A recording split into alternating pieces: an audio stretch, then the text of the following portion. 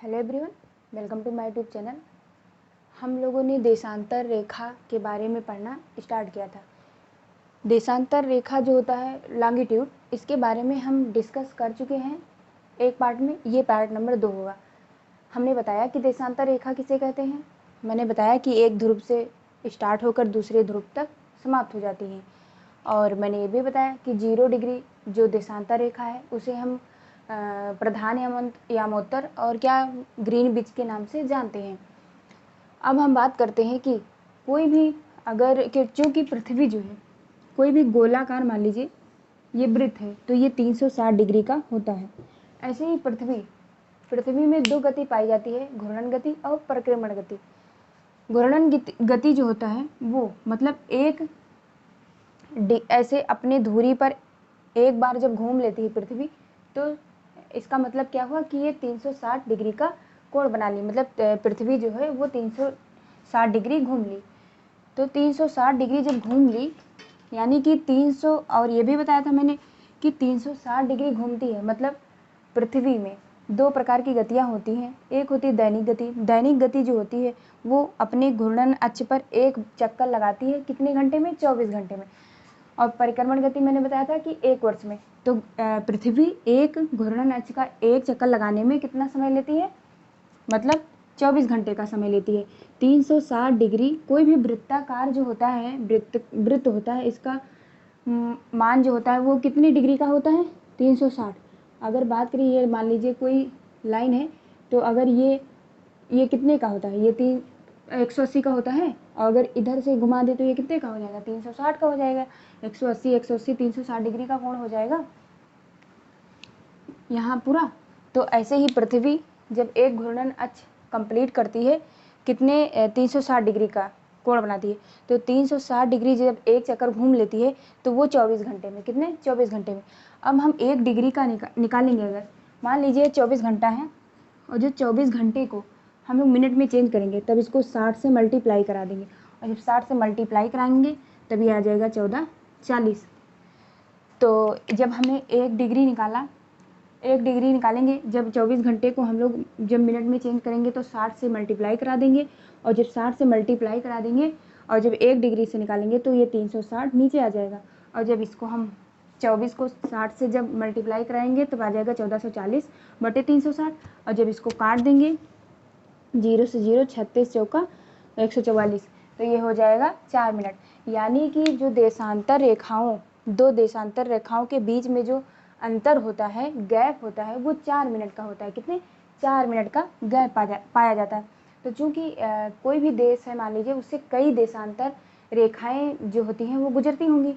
तो एक देशांतर रेखा पर जब 4 मिनट का अंतर पाया जाता है तो एक देश से बहुत सारी देशांतर रेखाएं जो गुजरती हैं, तो यानी कि बहुत सारे मतलब समय का गैप हो जाएगा।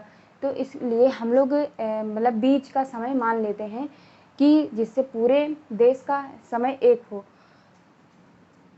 तो मैंने बताया कि 1 डिग्री में 4 मिनट का अंतर पाया जाता है। अगर 1 डिग्री में 4 मिनट का अंतर होता है तो 15 मिनट में कितना हो जाएगा? मतलब 1 डिग्री में 4 मिनट का अंतर हो गया। तो ऐसे अगर हम 15 डिग्री का निकालेंगे तो 15 गुणे 4 यानी कि 15 चौको 60 मिनट हो जाएगा। और 60 मिनट को अगर हम घंटा बोलेंगे तो 1 घंटे में 60 मिनट होते हैं, तो 60 मिनट में 1 घंटा हो गया। तो हमने क्या बताया कि जो देशांतर रेखा है, 2 देशांतर रेखाओं के बीच में 1 डिग्री का अंतर होता है और 1 डिग्री यानी कि 4 मिनट का अंतर पाया जाता है। और किसी भी देश से कई सारी देशांतर रेखाएं गुजरती हैं। तो जो 0 डिग्री देशांतर रेखा है, जो ये लॉन्गिट्यूड है 0 डिग्री, इसके पूर्व में यानी कि पूर्वी देशांतर और पश्चिम में यानी कि पश्चिमी देशांतर कहते हैं। तो पूर्व में जितने भी देश आएंगे वहाँ पे जो समय होगा वो ये जो 0 डिग्री देशांतर रेखा है, ये इसको क्या क्या बोलते थे? ग्रीनविच। मतलब ग्रीनविच जो रेखा है, इसके जो पश्चिम का समय जो होगा वो पीछे होगा। और क्योंकि गैप पाया जाता है ना, और 0 डिग्री जो देशांतर रेखा है उसके पूर्व में जितने देश होंगे या पूर्वी देशांतर में जो होता है समय आगे की ओर रहता है। तो ऐसे ही जो ग्रीनविच रेखा है, ग्रीनविच रेखा जो 0 डिग्री रेखा है, देशांतर रेखा, ये मतलब पश्चिमी की अकॉर्डिंग देखा जाए तो इसका समय पूरा पीछे की तरफ होगा, और मतलब इसका समय पीछे जाएगा मतलब कम, और इस इधर का समय जो होता है पूर्व की, उधर समय जो होगा वो ज़्यादा होगा, क्योंकि जो पृथ्वी है वो पश्चिम की तरफ पूर्व, ये पश्चिम से पूर्व की तरफ ऐसे घूमती है। तो सूर्य जब उगता है तो सबसे पहले पूर्व की तरफ सूर्य उगता है, तो सूर्य की किरणें पूर्व में होंगी, तो यानी कि सुबह जो होगा वो जो होता है वो सबसे पहले पूर्व में होगा। तो अगर पूर्व में होगा तो चूँकि भारत है, भारत का सबसे पूर्वी जो स्टेट है उसका बात करें तो अरुणाचल प्रदेश है, और सबसे पश्चिमी जो होता है वो गुजरात है। अभी हम आपको बता रहे हैं, तो मैंने इतना सारा बताया, अब बता रहे हैं। तो हमने 0 डिग्री जो देशांतर रेखा है, हमने बताया 0 डिग्री देशांतर रेखा के जो पूर्व की तरफ जो जितने भी मतलब देशांतर रेखा आती हैं उन पर जो स्थित जितने भी देश होते हैं उनका समय जो होता है वो पश्चिमी देशांतर रेखाओं की अपेक्षा जो होता है वो आगे होता है। यानी कि जो यहाँ पश्चिम देशांतर में जो देश आते हैं उनका जो समय होगा वो पीछे की तरफ होगा, और जो पूर्वी देशांतर में जो देश आते हैं उनका समय जो होगा वो आगे होगा। यानी कि जो पृथ्वी है, पृथ्वी पश्चिम से पूर्व की तरफ घूमती है, इसलिए यहाँ पे सूर्य सबसे पहले, सूर्य की किरणें पूर्व के जितने भी पूर्व में स्थित देश हैं उनमें सुबह जल्दी होगा। जैसे कि हमारे भारत की बात किया जाए तो हमारे भारत का जो सबसे पूर्वी जिला है वो कौन सा है? अरुणाचल प्रदेश। पूर्वी छोर का जो जिला है अरुणाचल प्रदेश, और जो पश्चिमी है वो गुजरात। क्या है? गुजरात। क्योंकि किसी एक देश में कई सारी देशांतर रेखाएं गुजरती हैं, तो हमने ये भी बताया कि 1 डिग्री जो देशांतर होता है उस 1 डिग्री देशांतर में 4 मिनट होते हैं। तो कई सारी जब देशांतर रेखाएं किसी देश के ऊपर से गुजरेंगी तो बहुत सा मतलब समय का अंतर हो जाएगा। तो इन समय का अंतर ना हो इसलिए हम लोग जो है बीच का एक देशांतर रेखा को पूरे भारत का मतलब समय मान लिया जाता है। समय इसलिए मान लिया जाता है कि सब कहीं एक जैसा समय हो। तो हमारा भारत जो है वो 68 डिग्री 7 मिनट यानी कि 68.7 देशांतर जो है ये जो है पश्चिम हो गया, तो यहाँ पे लिख लीजिए पश्चिम, यहाँ पूरब। भारत जो है वो 68.7 पश्चिमी देशांतर से लेकर और 97.25 यानी कि 97.25 पूर्वी देशांतर के बीच में भारत आता है।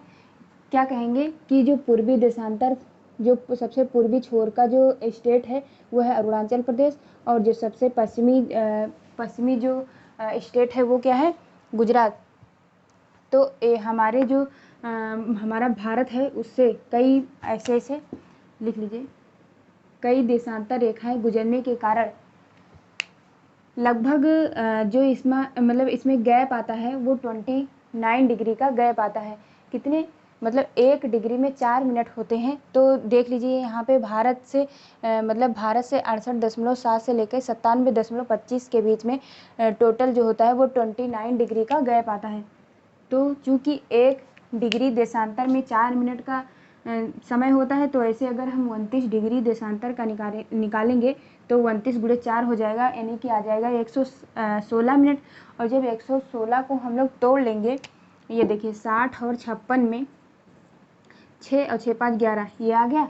तो जब हम 116 को जब हम लोग तोड़ लेंगे मतलब 60 और 56 में, तो 60 मिनट का 1 घंटा हो जाएगा 56 मिनट को। तो हम इसलिए मतलब 1 घंटा 56 मिनट को हम लोग ना मानकर हम लोग औसत मान लेते हैं कि 2 घंटा। तो भारत में जो अंतर पाया जाएगा वो 2 घंटे का अंतर पाया जाएगा। यानी कि भारत का जो पूर्वी छोर यानी कि पूर्वी छोर पे जो मतलब जो स्टेट आता है वो कौन सा आता है?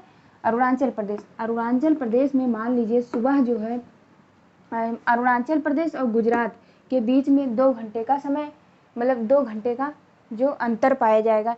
जो पृथ्वी है वो पश्चिम से पूर्व की तरफ घूमने के कारण जो सुबह सबसे पहले यानी कि सूर्य की किरणें सबसे पहले जो पूर्वी जो स्टेट है अरुणाचल प्रदेश वहाँ पे पड़ेगा, तब 2 घंटे के बाद में यहाँ सुबह होगा। यानी कि यहाँ पे मान लीजिए 5 बजे सुबह होता है, 5 बजे सुबह होता है, तो 2 घंटे का अंतर पाया जाता है। तो इसमें से 2 घंटे मतलब पीछे चले जाओ, यानी कि यहाँ 5 बजे अगर सुबह हुआ तो यहाँ पे कितने बजे होगा, 7 बजे।